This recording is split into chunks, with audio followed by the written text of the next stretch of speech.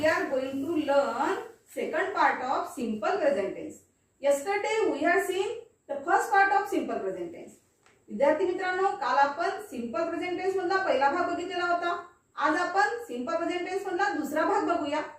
आता simple present tense मध्ये दुसऱ्या भागामध्ये कोणकोणत्या गोष्टीचा इन्क्लूड केलेला आहे, जसं की फिक्स अरेंजमेंट्स और टाइम टेबल्स.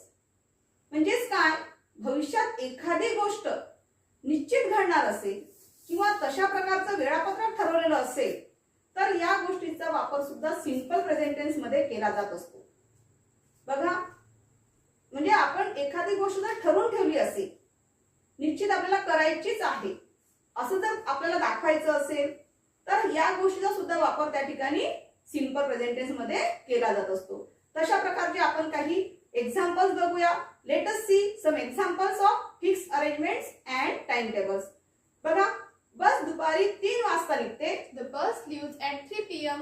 करेक्ट. आम्ही पुढील आठवड्यात मुंबईला जाऊ. We go to Mumbai in the next week. हा, बघा, या दोन्ही वाक्यामध्ये एखादी गोष्ट आपल्याला निश्चित करायची आहे हे ठरवायचं असताना यासाठी सिंपल प्रेझेंट टेन्सचा वापर केला जात असतो. फक्त त्यासाठी सिंपल प्रेझेंट टेन्स वापरतात का? नाही. तर त्यासाठी पुढे आणखी लक्षात घ्या की आणखी कशासाठी वापर केला जातो सिंपल प्रेझेंट टेन्सचा.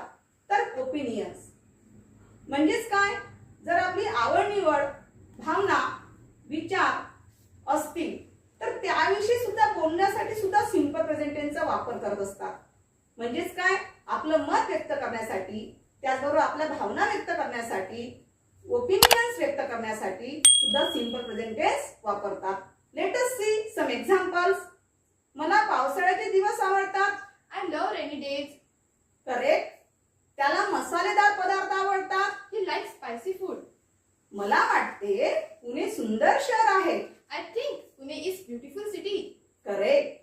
बघा, तर अशाच प्रकारचा आणखी आपण एक प्रकार बघूया जो की सिंपल प्रेझेंट टेन्स मध्ये इन्क्लूड केलेला आहे, ॲबिलिटीज अँड टॅलेंट्स.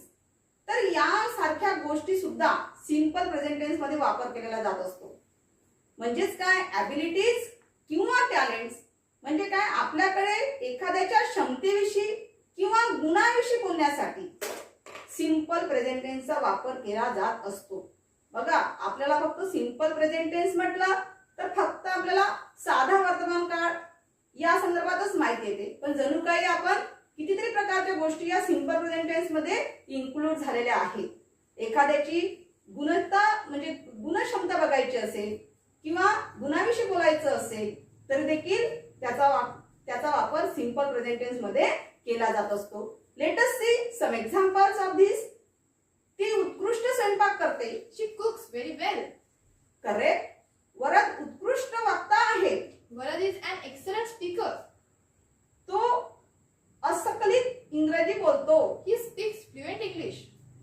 माझी आई चविष्ट जेवण तयार करते. My mother prepares delicious meal. Correct. Thank you.